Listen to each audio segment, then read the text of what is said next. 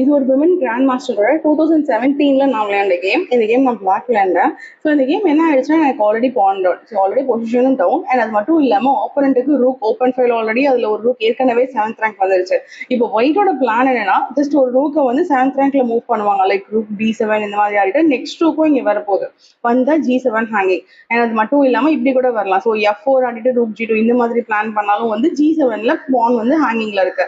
So இப்போ இது எப்படி நான் ஸ்டாப் பண்ண முடியும் அப்படின்னா, நான் ரொம்ப பாசிவா டிஃபெண்ட் பண்ணி ஆகணும்.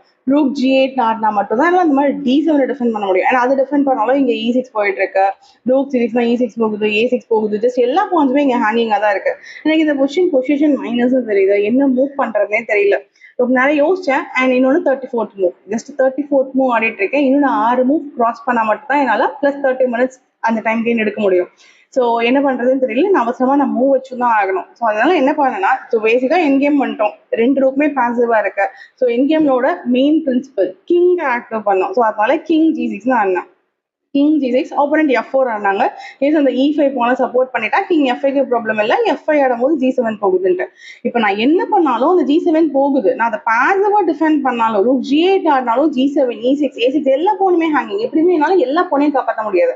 அதனால கிங் F5 டேரக்டா G7 கொடுத்துட்டேன். அண்ட் அதை அடிக்கும் போது கிங் E4.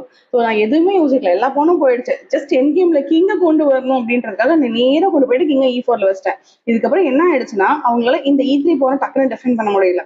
அதை டிஃபெண்ட் பண்றதுக்கு ரூக் G3 வச்சா கூட, ஸோ நான் ரூக் D8 வந்துட்டு ரூக் D1 வரலாம், நெக்ஸ்ட் ரூக் D8 வரலாம், நெக்ஸ்ட் ரூக் எடுத்துட்டு என்டர் ஆகலாம், A3 அட்டாக் பண்ணலாம். அவங்களுக்கு என்னெல்லாம் எனக்கு அட்டாக் வந்துச்சோ அது எல்லாமே அவங்களுக்கு இருக்கு. பட் இப்போ உங்க 2 பாயிண்ட்ஸ் ஆப்போனன்ட் 2 பாயிண்ட்ஸ், ஸோ நிறைய ப்ராப்ளம்ஸ் எனக்கும் இருக்கு. ஆனா என்ன பிரச்சனைனா, ஒயிட்டால எங்கேயுமே செக்கே கொடுக்க முடியல. ரூக் C4 செக் இல்ல, வேற எங்கேயும் செக் இல்ல, கிங் எடுத்து இது பண்ண முடியாது. அந்த கிங் நேரா கொண்டு போயிட்டு சென்டர்ல வச்சிட்டேன் என் கேம்ல, ஜஸ்ட் எங்கேயுமே செக்கே கொடுக்க முடியல. அண்ட் இதுக்கப்புறம் ஸ்லோவா இந்த கேம் நான் விளையாண்டு ட்ரா பண்ணேன். இந்த கேம் எப்படி ட்ரா ஆச்சு, இதுக்கு முன்னாடி என்ன நடந்துச்சு, நான் யூடியூப்ல ஃபுல் வீடியோல போஸ்ட் பண்றேன்.